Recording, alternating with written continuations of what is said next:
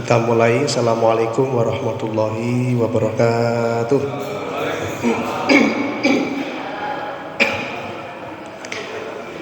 Alhamdulillah. Alhamdulillahilladzi bi ni'matihi tatimmu sholihat. Wassalatu wassalamu ala nabiyyina Muhammadin sallallahu alaihi wasallam wa ala alihi wa sahbihi wa man tabi'ahum bi ihsanin ila yaumiddin. Allahumma la sahla illa ma ja'altahu sahla wa anta taj'alul hasna idza syi'ta sahla. Ya Hayyu ya Qayyum bi rahmatika astaghits aslih lana sya'nana kullahu wa la tunfina. Allahumma inna nas'aluka ilman nafi'an wa rizqan thayyiban wa amalan muttaqabbalan. Bapak Ibu jamaah rahimakumullah, alhamdulillah malam hari ini kita semua diberi kesehatan oleh Allah Subhanahu wa taala sehingga kita semua mampu melaksanakan ibadah mahdhah berupa sholat fardu dan ibadah sunnah, tapi sunnah mendekati wajib, bahkan wajib, yaitu thalabul ilmi.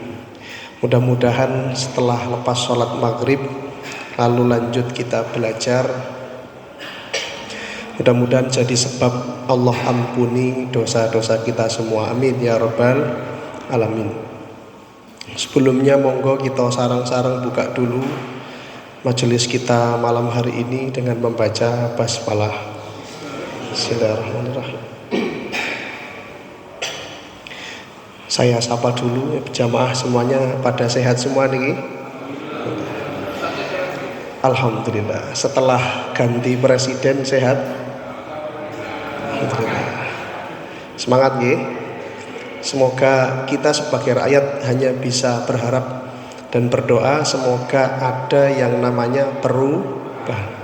Dan rumusnya kalau dari langit, innallaha la yughayyiru ma biqaumin hatta yughayyiru ma bi anfusihim. Dan malam hari ini kita akan lanjut ngaji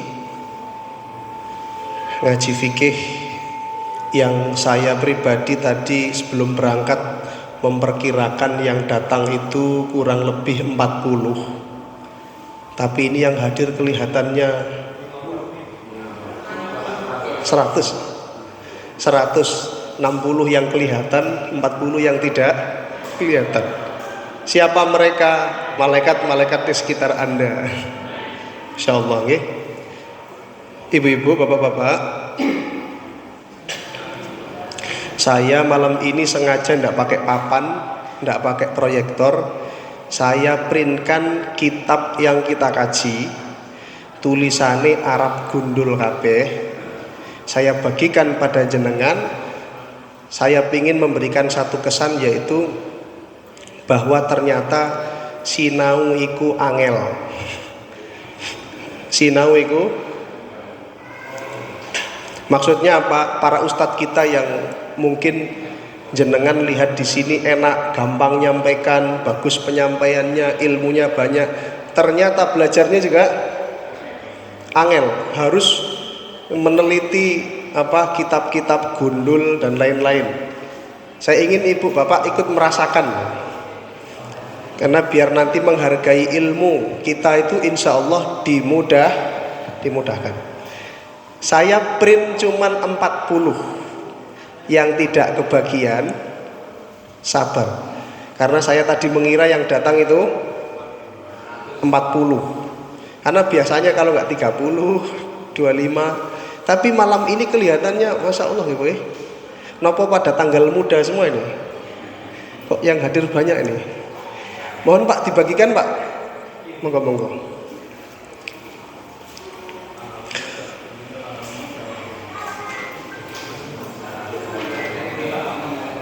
Dibagikan dulu.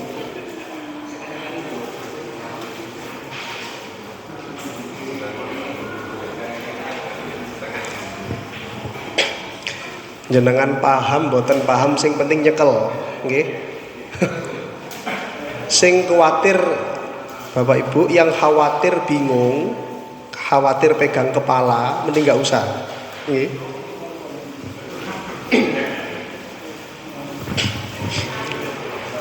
Gimana Bu? Komennya gimana Bu? Sulit atau mudah Bu?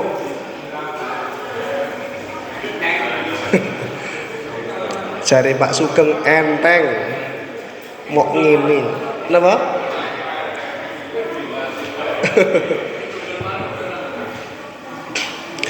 Bapak Ibu, tolong ya nanti kalau pulang.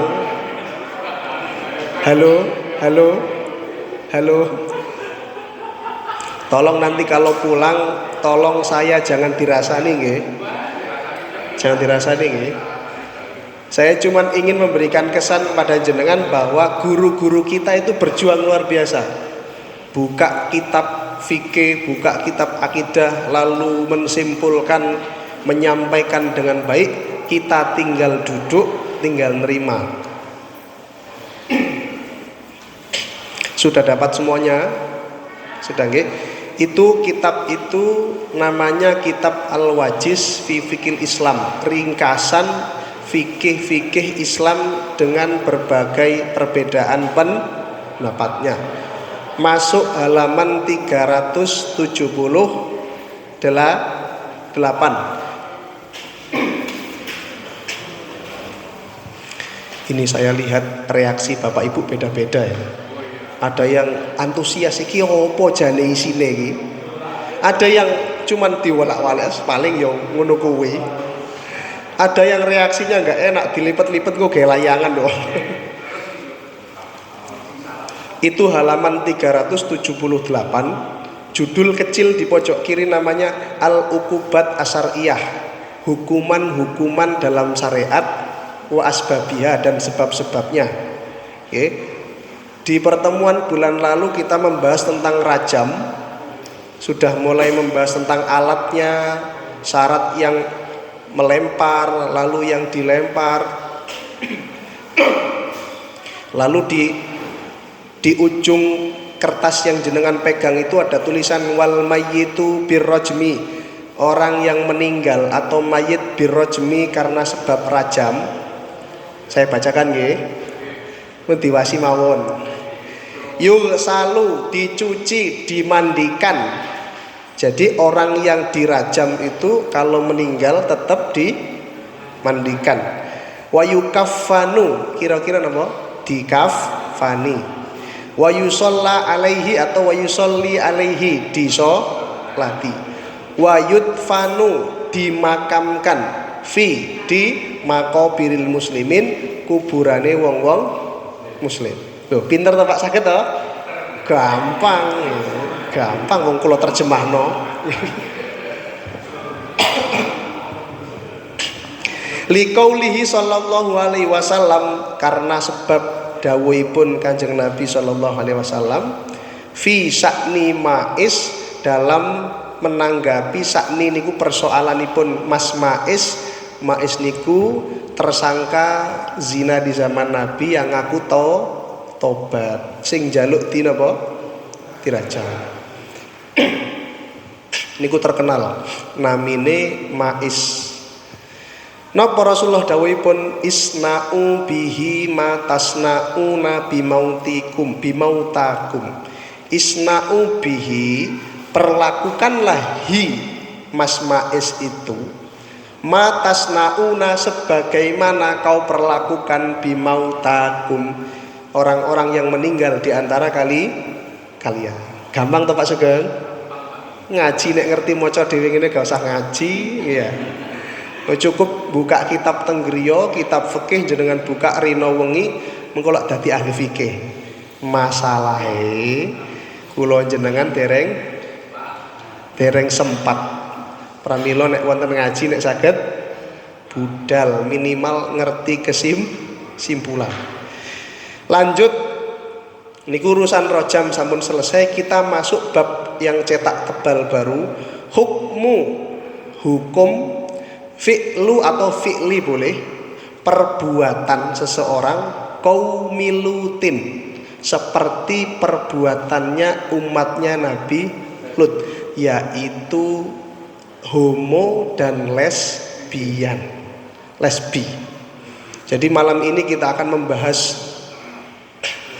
pandangan Islam, pandangan fikih tentang hal-hal yang nyeleneh-nyeleneh dalam urusan perzinaan. Apa fungsi kita belajar ini, Pak? Kita ketika hidup di zaman modern pasti nanti menemukan kasus-kasus yang paling tidak hampir-hampir mirip. Karena kan orang makin modern itu maksiatnya juga modern. Kalau zaman dulu zina, kalau sekarang disebut apa? Nah, kalau dulu kan orang ya ngerebut suami orang ya zina, nek sekarang pelakor, betul? Pebinor, entah itu istilahnya apa. Yang jelas istilah-istilah modern itu menunjukkan bahwa maksiat itu berkembang pesat. Okay? Kalau orang yang melakukan dosa seperti umatnya Nabi Lut itu kalau zaman sekarang kira-kira namanya apa, Pak? Gay, LGBT, pecinta lobang apa itulah. Ya kata Ustadz Abdul Somad begitu. Jadi kelainan-kelainan ini mungkin bagi keluarga kita bisa saja kita katakan insya Allah nggak mungkin Pak Ustadz anak saya begitu, insya Allah nggak mungkin. Tapi ada masanya bisa jadi anak jenengan keluarga A1 paling pusat itu terkena korban atau jadi korban. Terutama mungkin yang pergaulannya lumayan bebas, bahkan mohon maaf di pondok pesantren pun ada oknum-oknum sakit mental yang mondok lalu kemudian melakukan perbuatan ini. Nah, dengan kita belajar fikih ini supaya nanti kita bisa nyikapi kira-kira nek anake dhewe pelaku penake diapakne, nek anake dhewe niku korban kira-kira diapakne, apa toh cocok napa resep saking ulama-ulama dulu nek diterapno zaman saiki, nek cocok tuh piye, nek ora cocok iku piye. Nah di situ belajar fikih Bapak Ibu. Karena nanti setelah ini nyeleneh-nyeleneh lagi hukum perbuatannya umatnya Nabi Lut, yaitu apa tadi? Homo, pecinta sesama jenis. Di bawahnya nanti ada perbuatan yang nyeleneh lagi yaitu ityanul bahimah, yaitu mendatangi binatang. Nanti setelah ini ada lagi pembahasan hukum seseorang yang mohon maaf menzinai jenazah. Ya Allah, cari Pak Sugeng. Ini ku ya Allah niku takjub, maksudnya kok ada orang begitu? Ternyata ada. Dan jenengan mungkin lebih kaget lagi, ada ini di zaman Nabi Muhammad SAW. Ya, jadi nggak usah kaget kalau di akhir zaman ada orang duduk kuburan terus, no, Pak.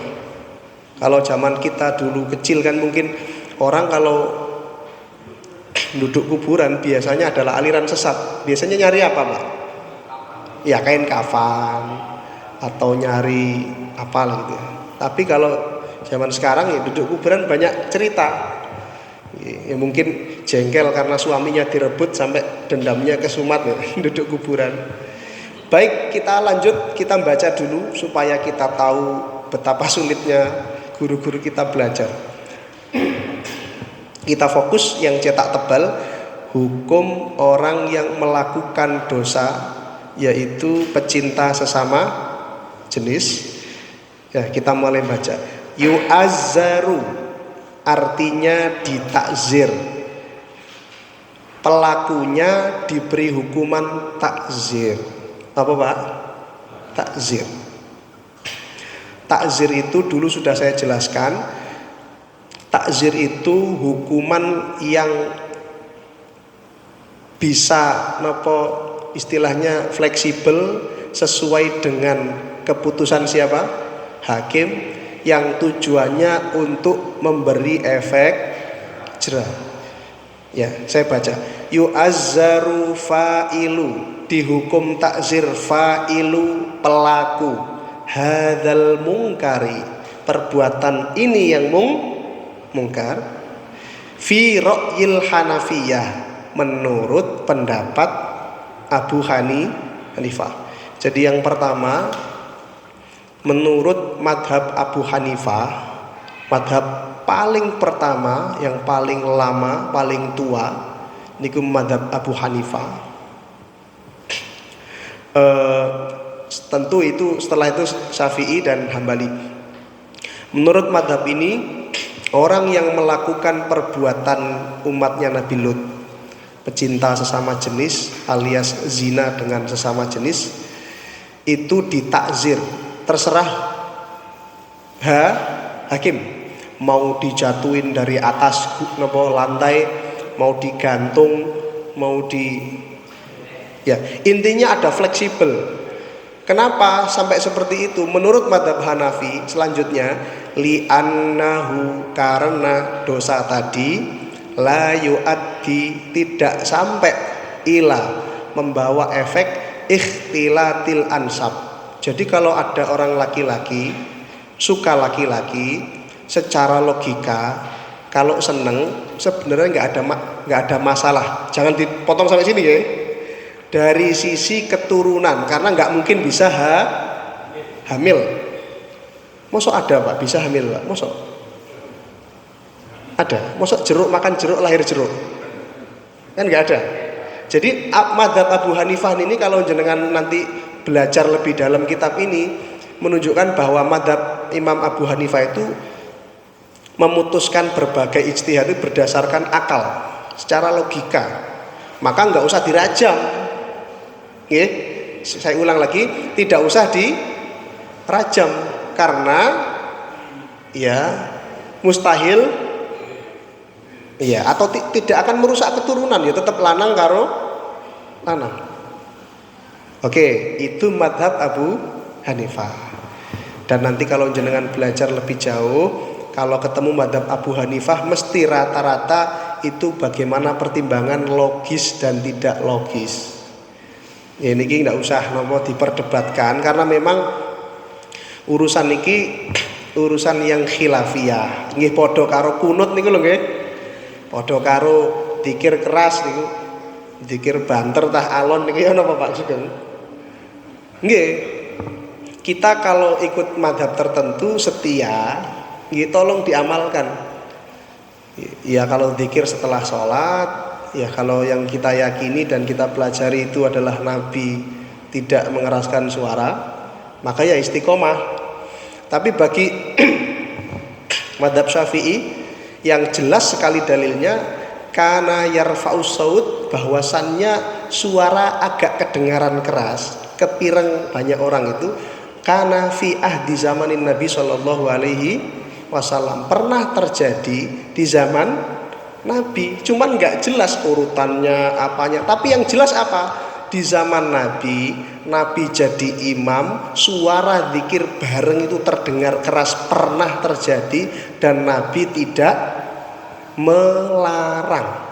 Disitulah kemudian terjadilah khilaf. Ada yang zikirnya model begini, ada yang langsung ketika setelah sholat Al-Fatihah ila hadratin Nabi dan seterusnya. Di situ letak napa nggih istilah buah daripada ijtihad itu seperti itu. Maka kalau saya ditanya banter napa alon, padha karo ditakoki sate napa sate, nggih pundi mawon nek jenengan di tempat tertentu zikir keras pengen sesekali monggo. Seperti Umar itu kalau zikir setelah sholat sesekali dibanterkan. Kenapa? Tujuannya ben boten ngantuk.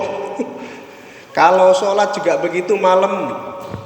Kalau Abu Bakar Allahu Akbar, alhamdulillah rabbil alamin arrahmanir rahim, nangis. Kalau Umar Allahu Akbar, alhamdulillahi rabbil alamin, tanggane napa?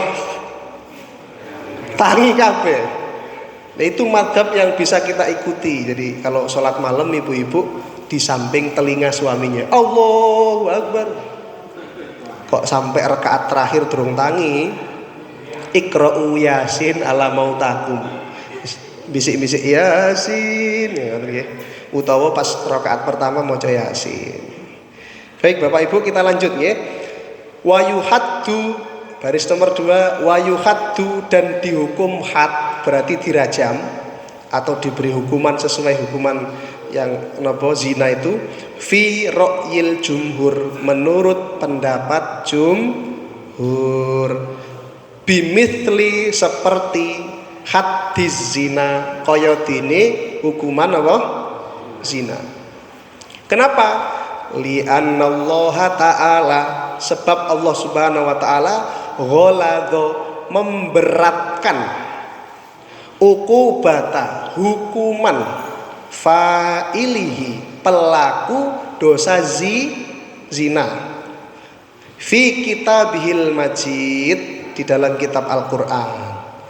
Kenapa kok begitu lagi dijelaskan? Liwujudi makna zina fihi, karena orang yang suka lawan jenis lalu berbuat begitu atau tidak berbuat begitu, itu bisa dikategorikan maknanya sama dengan zina, bahkan lebih buruk daripada zina, karena dia abnormal, di luar batas nurul, terus di luar nurul, di luar nalar. Jenengan kan tahu kisahnya Nabi Lut. Nabi Lut itu istrinya kira-kira solehah mboten Pak? Mboten solehah tapi solekan. Jadi Nabi Lut itu jadi nabi, anak dan istrinya itu tidak mendukung, bahkan menghancurkan Nabi Lut. Satu ketika datang tamu 2 atau 3 atau 4 dalam ayat itu, ganteng-ganteng, Nabi Lut mengkhawatirkan, ini umat saya ini buruk-buruk, ini kacau, ini kalian tolong di rumah saja, tamu-tamu undangan saya, tamu-tamu spesial saya, silahkan di rumah. Siapa yang membocorkan pertama kali? Istrinya Pak Tony, Pak Tono, Lek Warno, ndo omahku ono wong ganteng, ono mangsa oke. Bayangkan Bapak Ibu sekalian. Setelah itu kemudian Nabi Lut saking secara manusiawi itu kemudian bukan hilang akal, kehabisan kesabaran. Wahai para rakyatku, ini loh anak saya perempuan, cantik, pun sinten mawon sing purun nikahi monggo. Sampai begitu. Tapi apa kata mereka? Tidak wahai Lut, kami itu senang dengan tamumu, jangan halangi kami, kalau nggak begitu saya akan binasakan kamu. Serahkan tidak. Nabi Lut akhirnya tidak menyerahkan, mereka kemudian mendobrak pintu segala macam. Dan sebelum itu terjadi, sudah dikabari oleh malaikat, no problem Nabi Lut, ente tenang saja, sebelum mereka dobrak, berangkat dari belakang rumah, jangan noleh ke belakang. Akhirnya kan begitu. Ketika Nabi Lut berangkat dengan para pengikutnya, sing noleh temburi sinten? Istrinya. Akhirnya sampai sekarang kalau tidak salah diabadikan Allah, itu istrinya masih jadi patung batu di tempat kejadian itu sampai sekarang. Bapak Ibu sekalian, ini membuktikan bahwa Allah itu sangat perhatian kepada akhlakul karimah dari manusia. Nggih. Saya lanjutkan. Wa haddahu, lanjutannya nggih. Wa haddahu indal malikiyah, dan dihukum had juga menurut Malikiyah, madhab Malikiyah, wal Hanabilah, dan madhab Hambali. Huwa, yaitu hukumannya apa? Ar-rajmu, dirajam, bikulli halin, dalam keadaan apapun, kalau tertangkap, kalau terlapor dan ditanya betul apakah kamu suka lawan jenis, dia bilang yes, niku berarti tandanya pun oke, bisa diperlakukan ini kalau ada hukum atau tata hukum Islam. Kalau sekarang ya tidak bisa Pak. Sekarang bahkan mohon maaf, kadang-kadang di beberapa tempat di luar negeri itu bahkan ada masjid liberal di Jerman dibangun untuk mendukung kaum gay yang dilambangkan pelangi itu. Jadi kalau di sini kan bangun masjid untuk sholat, kalau di sana tidak, bangun masjid untuk monumen menghargai kaum pelangi tadi, sehingga sholatnya ya boleh laki jajar perempuan, perempuan suka perempuan, dihormati betul. Kira-kira masjid apa itu Pak? Di sini kira-kira kalau ada begitu jenengan demo betul? Nah, demo Pak. As-sakitu anil batil syaitonun akhros, kata Nabi. Orang yang tahu kebatilan, jelas-jelas batil, terus diam, kata Nabi, itu seperti setan bisu. Setan wae wis elek ditambahi bisu. Ya. Jadi orang yang tahu diam niku setan bisu. Tahu membenarkan niku jenenge syaitonun natik. Setan pinter ngomong. Jadi dua-duanya bagus mboten, Pak? Bagus. Oke. Baik, hukumannya berarti kalau menurut madzhab Hambali dan madzhab Maliki ar-rajam. Napa niku? Rajam. Kalau menurut madzhab jumhur itu ya Hambali, ya Maliki juga kebanyakan. Dan sebagian madzhab Hanafi itu namanya jumhur. Tadi dihad itu tergantung. Misalkan dia kalau sudah berkeluarga itu begini, kalau masih gadis atau ini hukumannya juga beda lagi, dicambuk dan lain-lain seperti itu. Sawaun lanjut ya, sawaun sama saja at-thayyibu antara janda atau orang duda, wal bikru atau yang masih gadis. Kalau ada gadis atau janda, ada lajang atau duda seneng sesama jenis, itu dirajam menurut madzhab Hambali dan Maliki. Setuju? Nah, setuju nggih? Setuju. Sekarang liqaulihi sallallahu alaihi wasallam, karena Rasul pernah bersabda, man artinya apa? Siapapun, mau Pak Lurah, mau Pak RT, mau siapapun, wajadtumuhu yang kalian dapati hu sopoman, yakmalu beraktivitas amala qaumil lutin, seperti aktivitasnya kaumnya Nabi Lut. Apa kata Nabi? Faktulu, maka bunuhlah wahai orang-orang Islam. Siapa yang dibunuh? Al-fa'ila, pelaku, wal maf'ulu bih, dan kurban. Paham sampai sini Pak ya? Jadi kalau hadisnya Nabi letterlek menurut hadis itu, kalau kita menemukan ada laki-laki seneng laki-laki, dan tentu dua-duanya antarodin podo senengi, ini jelas. Karena umatnya Nabi Lut itu laki-laki seneng dan dua-duanya seneng. Kalau zaman kita mungkin laki-laki seneng laki-laki, tapi sing disenengi gak seneng. Itulah mungkin yang bisa dikatakan terjadi di zaman kita, anak-anak kita yang di pondok. Kadang-kadang mungkin lho Pak nggih. Saya kan pengurus pondok di beberapa tahun lalu itu, ya ada yang melapor santri, Ustadz saya kalau malam-malam itu mungkin lampu gelap tiba-tiba kok ada begini itu saya lari. Ya mosok gitu terapno podo dibunuh karo-karo ini kan betul mungkin. Nggih. Jadi sabda Nabi ini, barang siapa yang suka sesama jenis dua-duanya saling suka, itu berarti dua-duanya adalah penyakit. Dan penyakit itu harus dibasmi. Ibarat kuman itu kuman tingkat nopo nggih? Levelnya nasional nggih, mboten tingkat RT. Dan Nabi ini betul-betul bersabda bukan berdasarkan nafsu.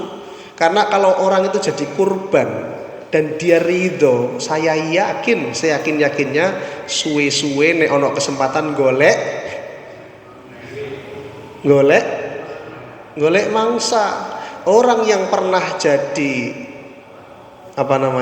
kurban dosa ini dan dia seneng, posisinya niku seneng, lama-lama kalau dia dibiarkan hidup, dia akan jadi pelaku. Dulu jadi korban, kapan-kapan jadi, dan nggak selesai Bapak Ibu sekalian.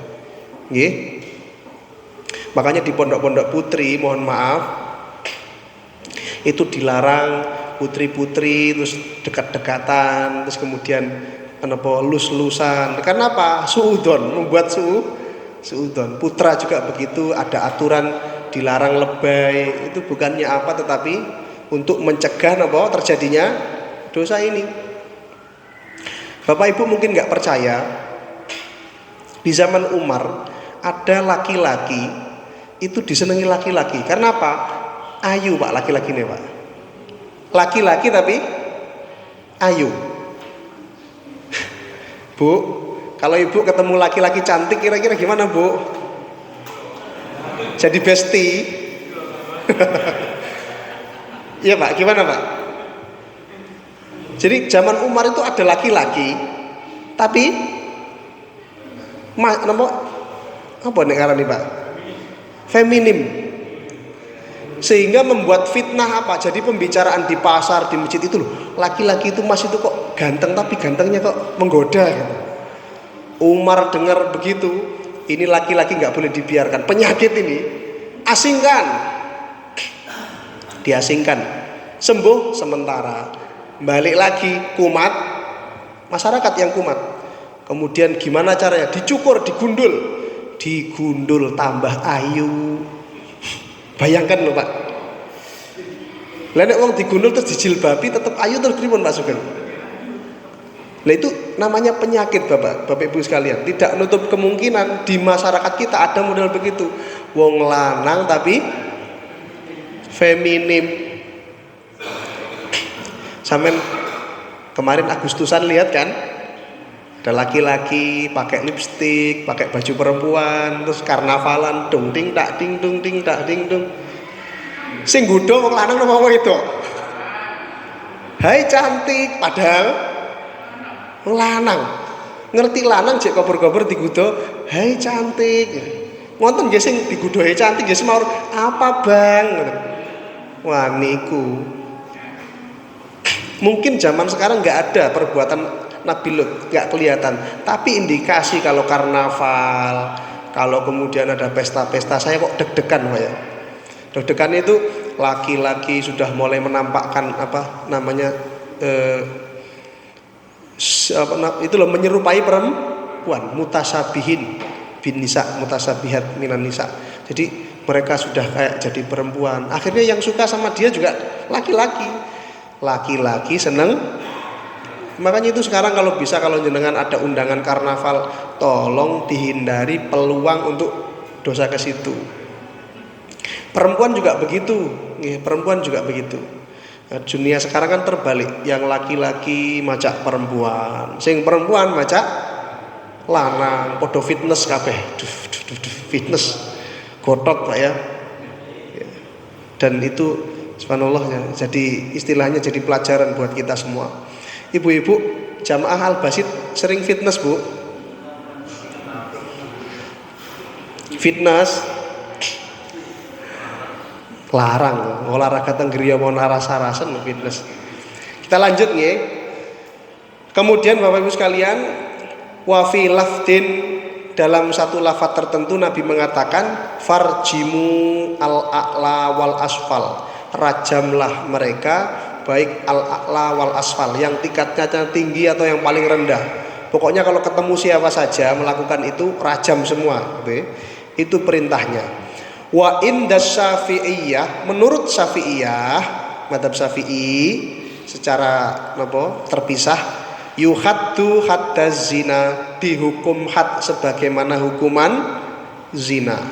Fa in kanal fa'il muhsonan, kalau pelaku itu muhson niku berkeluarga alias duwe bojo, kok dosane kayak ngene iki nggih, wajabar rojem. Jadi contohnya itu ada bapak-bapak sudah punya pasangannya perempuan, ndilalah seneng tonggone sing jenenge Agustina, nek bengi, nek awan Agustono.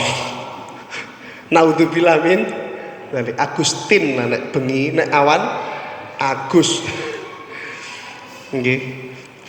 Nah, maka orang seperti ini yang sudah berkeluarga, kalau menurut mazhab Syafi'i dirajam, wajib. Wa ingkana apabila ghairu muhson masih lajang, wajib alaihi diterapkan padanya al jildu cambuk, wat taghrib dan diasingkan. Berapa dicambuk Pak ya? Jadi kalau sudah berkeluarga dirajam, kalau belum keluarga cambuk, dan setelah itu diasingkan. Kalau diasingkan bahasa sekarang berarti diapakan Pak? Direhabilitasi ya. Intinya ditaruh di tempat terpencil, mungkin di Pulau Komodo atau diasingkan, jangan sampai hadir di tempat itu. Karena kalau dia hadir sama dengan CLBK, cinta lama bersemi kembali. Dosa itu begitu Pak. Termasuk nanti di bawah juga sama. Orang yang punya kelainan seneng hewan, maka hewannya wajib dibunuh, dihilangkan. Sebab kalau nggak dihilangkan, di tengah jalan ketemu lo cintaku naudzubillah min dzalik. Jadi seperti itu. Lanjut, liqaulihi sallallahu alaihi wasallam, berdasarkan sabda Nabi, idza apabila ata mendatangi ar-rajulu seorang laki-laki, ar-rajula laki-laki yang lain, fahuma zaniani kata Nabi, maka status dua-duanya disebut pezina. Wa idza dan apabila atat seorang perempuan mendatangi mar'ata perempuan, fahuma zaniatani juga disebut sebagai pezina. Ya. Terus bawahnya wasahaku. Sahak niku napa? Perempuan yang suka perempuan. Namanya napa? Lesbi. Di situ dikasih tanda kurung. Fi'lun nisa, wanita, ba'duhunna bi ba'din, seneng wanita. Namanya lesbi. Zina kata para ulama. Juga termasuk napa? Zina. Wayu azzaru dan ditakzir pelakunya, al musahaqatu orang yang tadi perempuan yang melakukan dosa tadi, walau ma'a rajulin meskipun dia bersama dengan laki-laki, ya tetap zina toh. Perempuan kali perempuan zina, perempuan sama laki-laki juga zina, sama. Wa huwa haramun dan dia hukumnya apa? Haram li hadis, berdasarkan hadis sahakun nisa, perempuan yang melakukan dosa lesbi, seneng perempuan, bainahunna antara mereka disebut zina. Napa? Tuh, Pak Sugeng gampang kan belajarnya? Nggih, sesuk diwaos piyambak nggih. Jenengan nek purun japri kula paringi kitabe niku wonten kira-kira 500 halaman. Lebih bahkan. Wonten sekawan jilid. Sing pertama masalah toharoh nopo, masalah jilid kedua dagang ini, riba ini, masalah ketiga masalah hukum-hukum niki, masalah jilid keempat niku tentang keluarga, nikah, talak dan seterusnya. Mau Pak Sugeng? Siap. Tinggal kober napa mboten? Kober. Nggih. Dan sedikit saya selesaikan dulu yang cetak tebal sekarang, hukmu ityanul bahimah, hukum seseorang yang mendatangi bahimah. Bahimah itu hewan ternak atau hewan binatang apapun.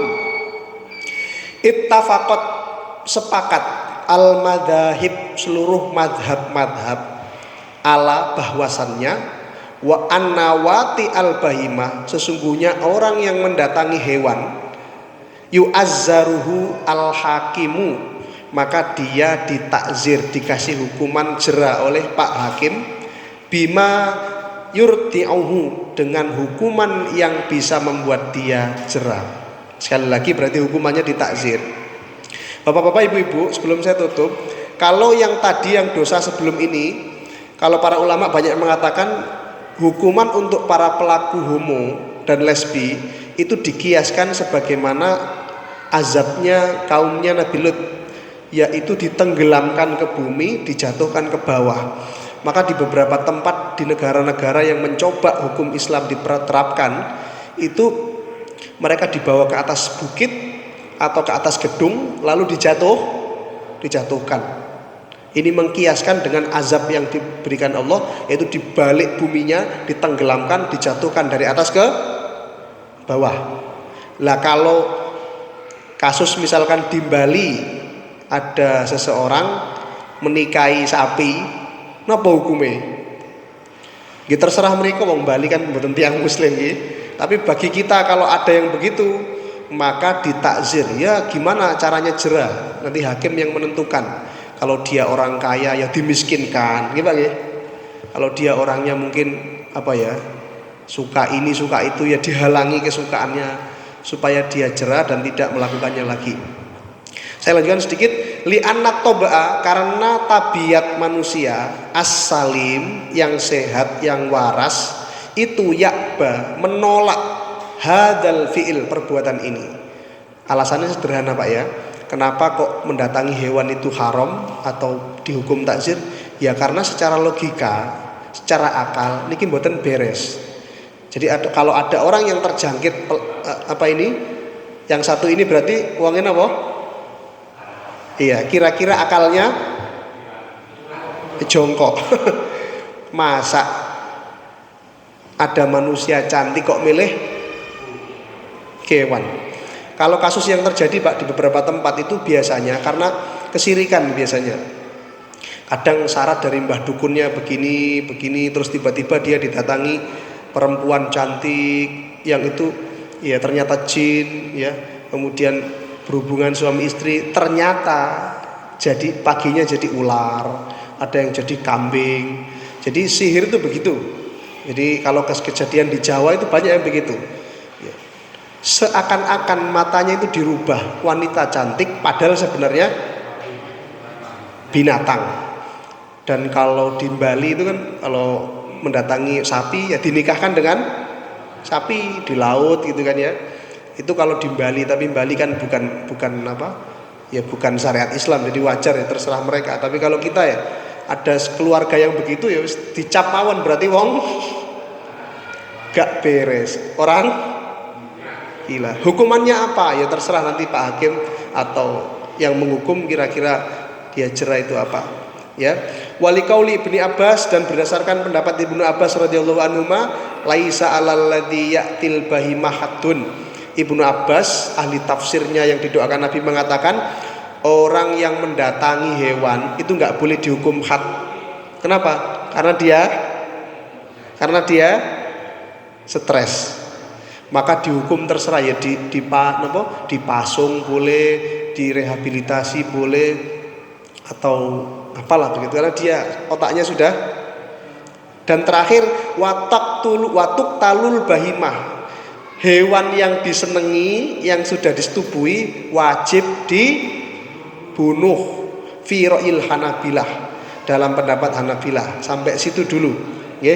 Karena tadi saya katakan dosa itu memang ya menyakitkan, tetapi kalau lama itu ada kesempatan bisa terulang kembali, dan bisa jadi cinta lama bersemi kembali. Seneng sapi, habis itu diingetin tobat, ketemu sapi lagi seneng lagi. Nah itu manusia nggih dibunuh lagi. Jadi sapi, kalau ada sapi yang disenangi, bunuh Pak. Berarti memang dia orang gila, pecinta sapi. Berarti dihukumi orang gila saja seperti itu. Kalau ya, pertanyaan bagus ini. Pertanyaan bagus. Ya, dibunuh hewannya bukan berarti nggak boleh dimakan dagingnya. Artinya hewan penyebab apa dia melakukan dosa itu dibunuh, dalam arti supaya sebab itu tidak muncul lagi. Untuk masalah hewan hukumnya beda lagi. Kalau bunuhnya pakai bismillah ya oke Pak, halalan thayyibah. Tapi nek langsung bacok nggak boleh.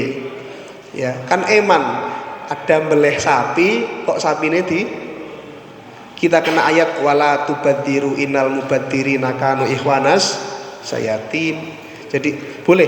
Jadi hukumnya sapinya beda. Setelah hukum itu kemudian dijalankan, setelahnya beda hukum lagi. Wallahu a'lam bishawab. Sampun Pak nggih? Napa? Belum. Halaman selanjutnya dereng kula copy. Pelan-pelan Pak ya. Jadi saya insya Allah pakai metode ngaji kitab supaya bapak-bapak ikutan pusing sedikit-sedikit. Oke. Nanti di rumah dipandang-pandang Pak, diharokati dicoba. Ya. Watak talal bahamata fara ya. Ya itu buat hiburan Pak ya. Buat hiburannya jenengan ben mboten ngantuk kali-kali ngaji dhewe. Tibake maca Arab iku angel nggih. Baiklah Bapak Ibu sekalian, alhamdulillahirabbil alamin. Sudah selesai pembahasan kita malam ini. Semoga semuanya sehat semuanya, bisa bertemu kembali di bulan-bulan selanjutnya dalam keadaan yang terbaik. Kita tutup pengajian malam hari ini dengan membaca doa kafaratul majlis. Subhanaka Allahumma bihamdika asyhadu an la ilaha illa anta astaghfiruka wa atubu ilaik. Walhamdulillahirabbil alamin. Makaten assalamualaikum warahmatullahi wabarakatuh.